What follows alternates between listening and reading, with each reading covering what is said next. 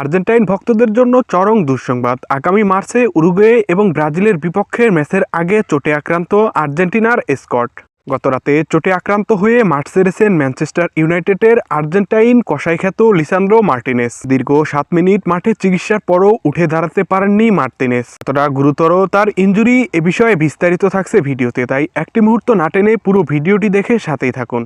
গতরাতে প্রিমিয়ার লিগের ম্যাচে ক্রিস্টাল প্যালেজের মুখোমুখি হয়েছিল ম্যানচেস্টার ইউনাইটেড, আর এই ম্যাচটিতে 2-0 হারের স্বাদ গ্রহণ করে ইউনাইটেড। ম্যানচেস্টার ইউনাইটেডের বিপক্ষে ক্রিস্টাল প্যালেজের হয়ে ম্যাচের 64 এবং 89তম মিনিটে জোড়া গোল করেন ম্যাটেটা। প্রিমিয়ার লিগের এই ম্যাচে হারের পর আরও একটি দুঃসংবাদ পেয়েছে ম্যানচেস্টার ইউনাইটেড। ম্যাচটিতে ইনজুরিতে পড়েছে ম্যানচেস্টার ইউনাইটেডের Argentine defender Lisandro Martinez.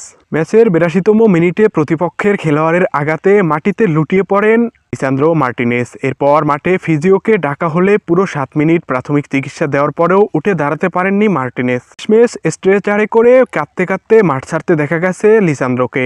মার্টিনেজের injury কতটা ভয়াবহ এ বিষয়ে কোনো কিছু জানায়নি তার ক্লাব ম্যানচেস্টার ইউনাইটেড। তবে তার কাঁদতে কাঁদতে মাঠ ছাড়া দেখেই বোঝাই যাচ্ছে কতটা ভয়াবহ হতে পারে তার ইনজুরি।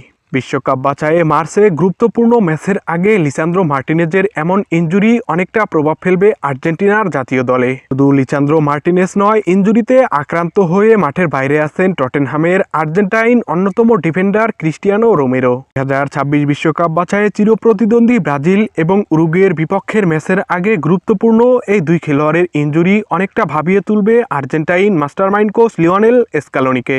প্রিয় ফুটবল প্রেমী বন্ধুরা, লিসান্দ্রো এবং রোমেরোর বিকল্প খুঁজতে আর্জেন্টাইন কোচ লিওনেল স্ক্যালোনিকে কতটা ভাবতে হবে এ বিষয়ে আপনাদের মূল্যবান মতামত জানিয়ে দিন কমেন্ট বক্সে। ধন্যবাদ।